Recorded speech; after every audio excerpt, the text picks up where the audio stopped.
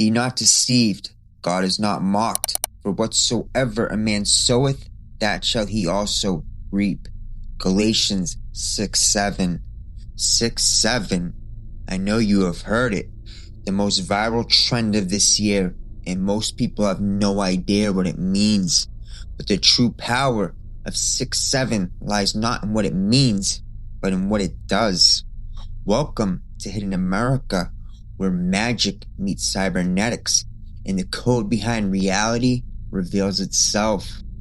6:7 isn't simply an innocent meme. It is a chaos magic sigil. It is an extremely risky and unpredictable informal invocation of Santeria forces by initiated Santo. What do I mean by an invocation of Santeria forces by an initiated Santo? 6:7 originates from the song Doot Doot 6:7 by the Philadelphia-based rapper Skrilla, who grew up in Kensington, better known as Zombieland. Skrilla is a self-admitted Santo. Speculation about Skrilla's religion, given the sacrificial practices he has posted on Instagram. So up next, we are actually going to step inside his godfather's home and learn about the Yoruba-based religion called Santeria and some of the gods that they worship. I done hit the dog you with the triangle and made it decent. Yo, I'm about to take y'all in my godfather crib so he can show y'all some shit with my religion. Yeah. Let's do it. With my godfather right here. Yeah.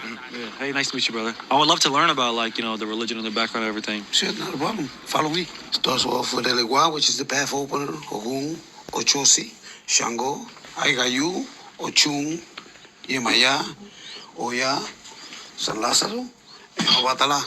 What do these figures mean in the religion? This is an ancient religion. It comes from Africa. These are times of the slaves.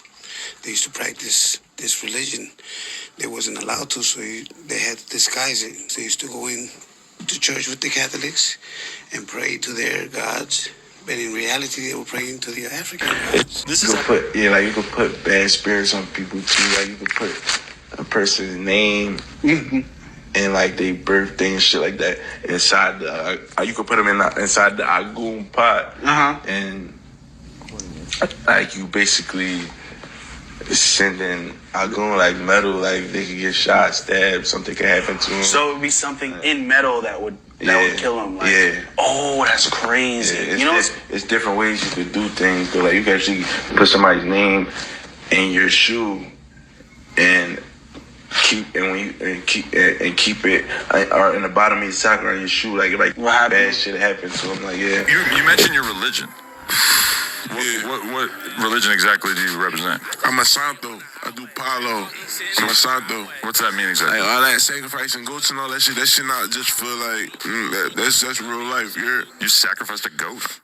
You seen that shit, bro. That's real life, bro. Really? I sacrifice goats, chickens, mice. I do shit for certain shit, though. I'm not allowed to explain it. But so Skrilla is a Santo. He practices Santeria, an African-centric tradition rooted in Yoruba cosmology.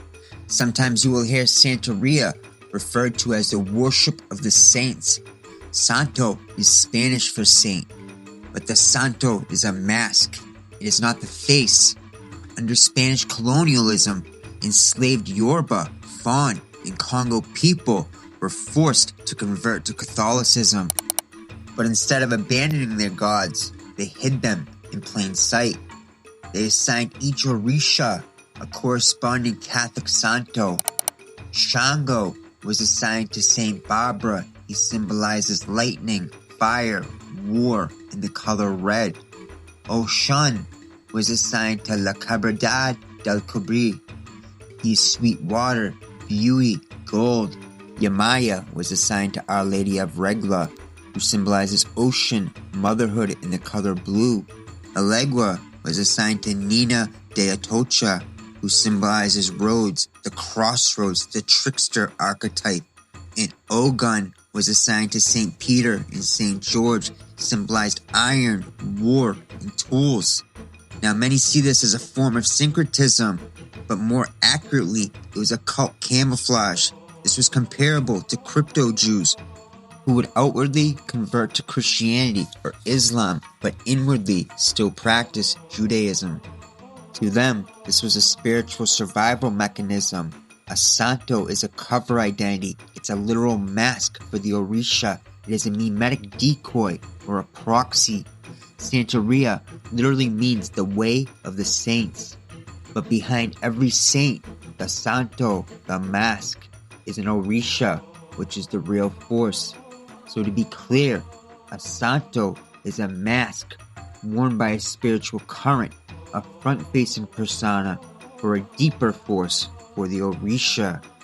This makes it identical to what Western occultists call an egregor, a constructed identity that is fed by belief, emotion, memory, ritual, and repetition that eventually becomes self-sustaining.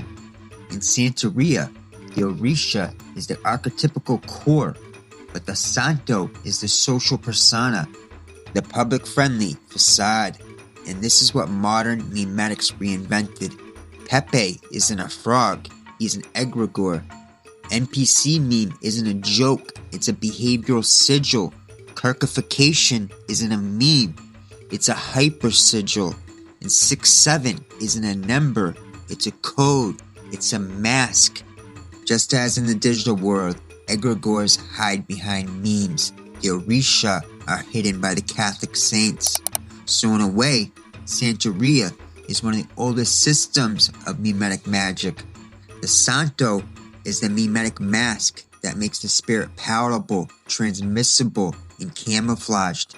And now, the same spiritual technology is resurfacing in real time, online. In Santeria, when someone becomes initiated or made a priest, they receive their santo. That santo becomes an active spiritual ally, their governing entity. The santo is both the Orisha and the calibrated version of that Orisha, specifically tied to the initiate. This means your santo is a personalized, living spiritual program. It has a vibration, a temperament, a mission, a color, a pathway, and a governing sphere of influence. Like Skrilla said in the video, Ogun is metal, like a knife or bullets. In essence, this is like a custom spiritual operating system installed into the initiated's astral architecture. So when Skrilla says that he is a santo, it means that he has completed Karyocha, the full priesthood initiation. This is a major rite lasting 7 days, during which the initiate is reborn under their ruling Orisha. They receive blessed necklaces, warriors, the crowning of their head Orisha. After Karyocha, they become an Orisha or a Baba Orisha, a female priest or a male priest. This grants them spiritual authority, and they can make santo or initiate others. Only a santo can perform drumming ceremonies. Only a santo can open the way for the Orishas, conduct initiation, divine with the cowries, prepare ritual foods, cleansings, and offerings. The santo serves as a medium between the spirit world and the physical.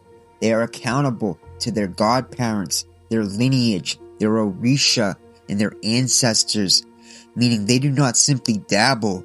They live within the ritual calendar, the prohibitions, the food taboos, and the spiritual maintenance required by the Orishas. Oftentimes, a santo leads or belongs to a ale, a house temple. This is a community of initiates and non-initiates under the guidance of the santo.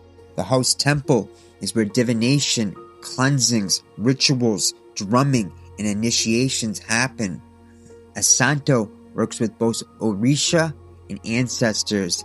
They deal with the cosmic archetypical forces, the Orisha, the ancestral spirits, or Igun, and other spiritual mediums. Santeria is not a closed system.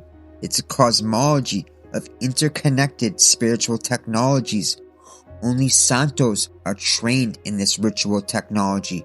A santo must learn the pakitis, or the myths, the divination systems, animal offerings, herbal baths, ritual protocol, the sacred rhythms, songs, and drum patterns, and the spiritual possession procedures. To be clear, this is technical, dangerous, and precise work. So when Skrilla says that he is a Santo, he is telling you he is not guessing at symbols.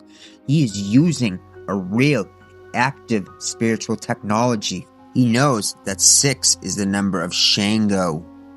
He knows 7 is the number of Umoja. He understands how sound, rhythm, color, and repetition interface with spirit. Thus, the 6-7 meme isn't random. It's a coded ritual. Skrilla has been trained in how to channel, invoke, and engage these forces. He himself is a vessel for the Orisha. A Santo is considered a priest, not a lay person, meaning his symbolic choices carry weight. He has a spiritual obligations and connections the average person does not. As I mentioned, Santeria truly is the oldest form of memetic magic. Thus, Skrilla is in effect a cyber Santero. So why did Skrilla choose 6-7? In Lukumi numerology, 6 belongs to Shango, the Orisha of lightning, fire, vitality, and righteous force. And Skrilla intuitively tapped into that current. His use of 6 wasn't random. It was Shango's strike, the volcanic solve that cracks the stagnant consciousness. 7 belongs to Umoja, the eternal mother, the womb of waters, memory, tides, and binding. In the traditional matrix, Shango erupts and breaks. The Umoja receives and combines solve E2 coagula, fire and sea, impact and absorption. Skrilla didn't rely on visual numerology alone. He layered sound as sigil, the repetition, rhythm, and beat patterns act like digital bata drums, invoking Shango's electrical charge while collapsing the listener into Umoja's hypnotic undertow. That's why it works across age and cognition. The meme hits first like lightning, 6, and then flows into the psyche like tide water, 7. This is the hidden mechanism behind modern memetic magic. Numbers, symbols, and sound acting as Orisha-coded triggers that the audience doesn't consciously recognize but still respond to. The creator, Skrilla, acts as the magus who launches the sigil into the collective unconscious, but its potency is crowdsourced. Using the doot-doot from Baby Shark is genius-level chaos magic. Its childish absurdity serves as a cognitive bypass mechanism. It disarms the prefrontal cortex, the critical analytical mind, and allows the symbolic payload, the 6-7, to embed directly into the limbic system, the emotional symbolic mind. This is the difference between arguing an idea and feeling it. Skrilla layered sound as sigil, embedding effective triggers across cognitive and age boundaries. Baby Shark's doot doot is a psychological vector. The repetition mirrors ritual incantation, embedding patterns into the subconscious. Simplicity bypasses analytical cognition, opening a direct channel to emotional resonance. The cultural saturation is globally familiar, lowering resistance to the symbolic processing. And this is all done by design. This childlike auditory cue doesn't just appeal to children, it also disarms adult perception as well, creating an oceanic flow that dissolves habitual cognitive structure. Paired with 6-7, the song becomes a conduit for archetypical absorption, a playful tide carrying the iron strike safely into consciousness. It must be fully understood that engaging the Orishas is never a one-way transaction. It follows the law of reciprocal exchange. To ask Ogun to clear a path, you must offer something of value. To invoke Umoja's dissolving waters, you must make a sacrifice. In this digital ritual, the offerings are twofold. First is the creator's offering. Skrilla offers his time, creativity, and the reputational risk in launching such a bizarre concept. This is his initial investment to open the energetic circuit. Second is the audience's offering. The audience pays with their time, mental bandwidth, and emotional energy. By engaging, they fuel the sigil's power, but also potentially expose themselves to the Orishas' influence without their traditional protections. And this is where the operation becomes dangerous. An invocation. Invoking these forces not through the proper channels is like wiring a house without a circuit breaker. The blowback could manifest as unintended chaos in the lives of those heavily engaged. Like the 6'7" kid, those making 6'7" memes. This could result in mental confusion, irrational impulses, or a general destabilization of their spiritual equilibrium. The meme is a gateway, and not everyone is prepared for what might fall through it. It's not a blood sacrifice. The blood of the meme is metaphorical. It's replaced by psychic and social energy. And this mirrors the traditional principle of Santeria. Energy must flow in exchange for influence. The meme becomes a modern altar, with creators and consumers unknowingly participating in the ritual ecology. Beyond the Orisha numerology, 6'7" is a nod to the 6th and 7th book of Moses, to grimoires of seals, divine names, and magical formulas. The 6th book of Moses describes summoning and commanding spirits. This is akin to Shango energy, the fierce strike. The 7th book of Moses describes petitioning divine forces for blessings. This is akin to Yamoja energy, the receptive flow. Now in Hoodoo, OBI, and Santeria adjacent traditions, the Psalms functioned as spoken sigils. The meme operates on the same principle: language, symbol, and rhythm as tools for transformation, now embedded in digital media. 6'7" bridges command and creation, iron and water, blood and blessing.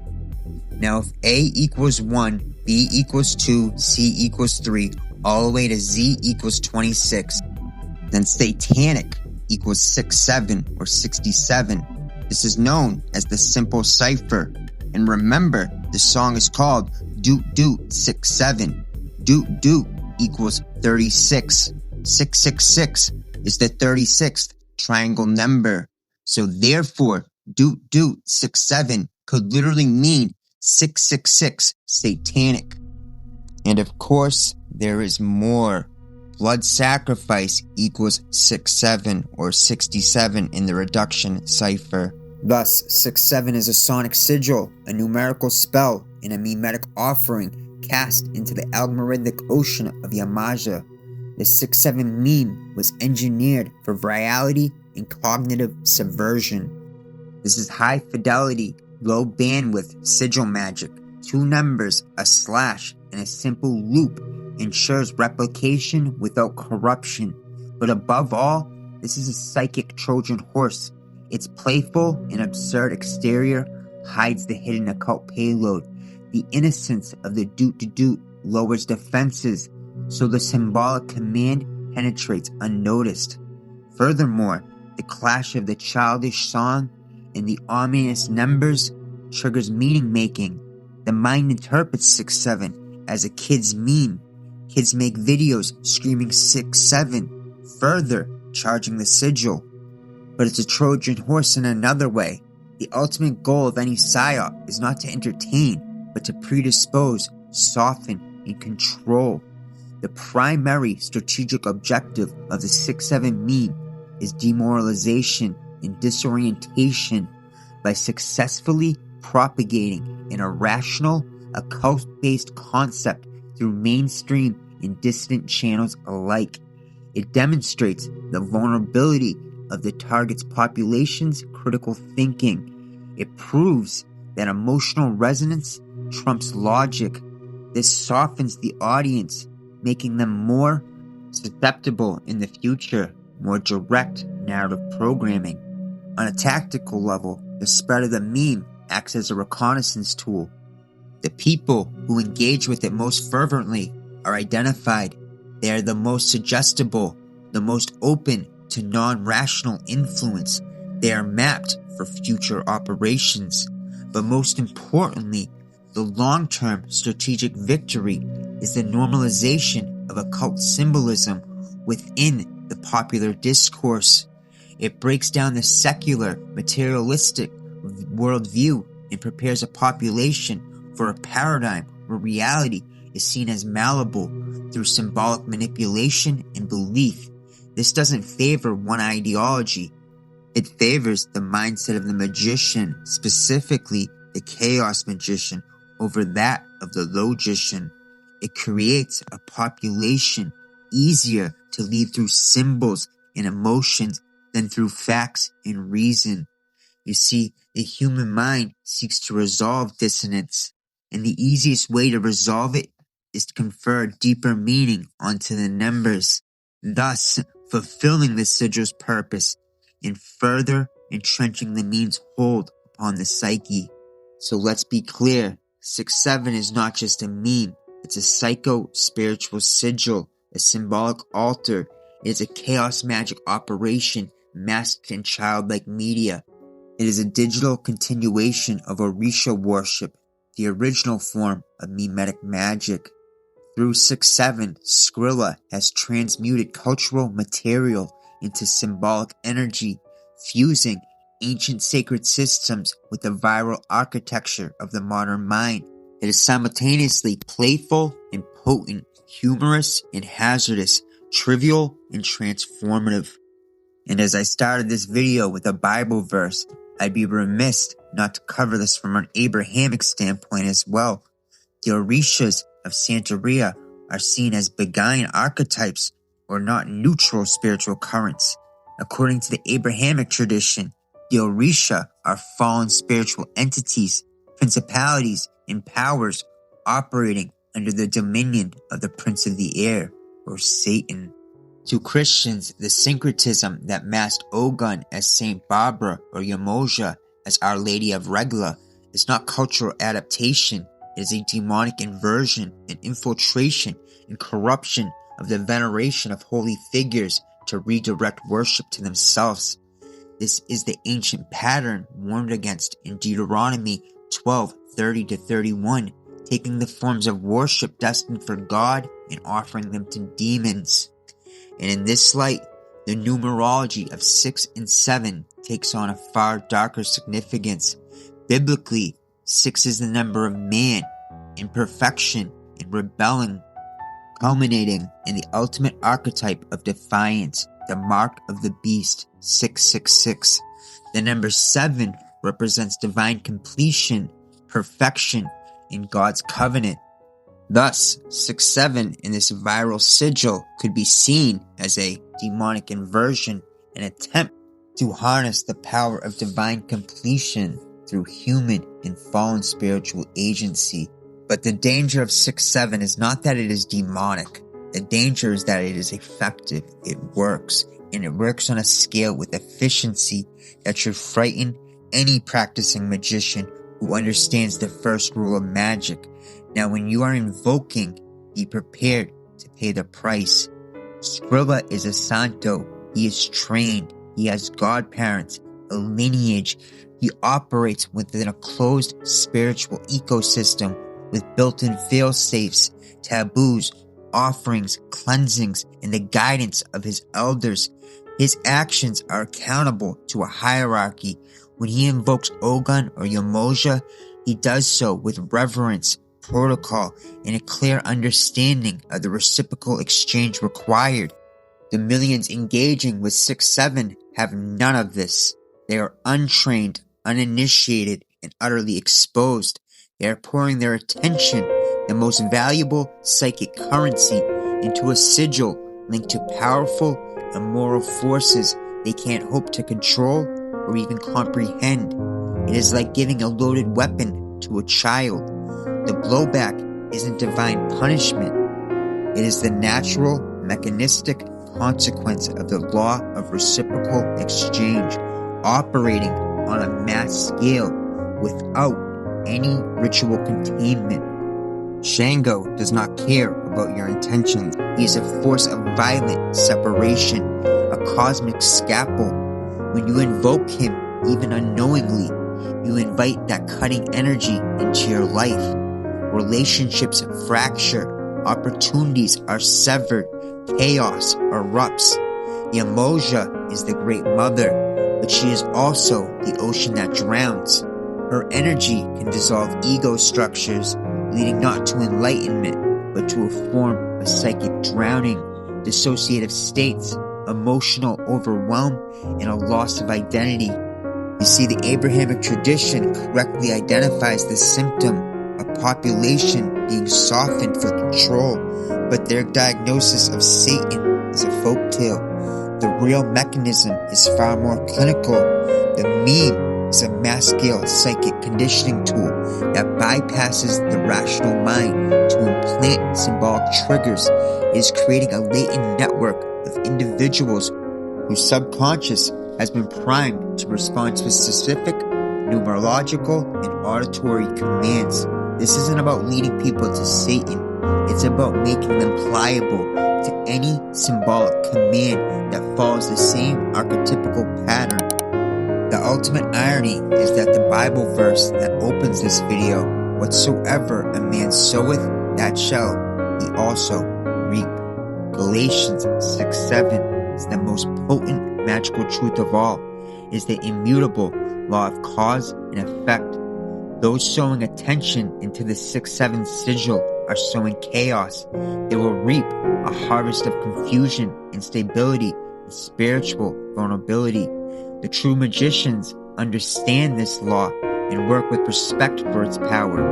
The 6-7 phenomena shows what happens when that power is unleashed on a world that has forgotten who they are.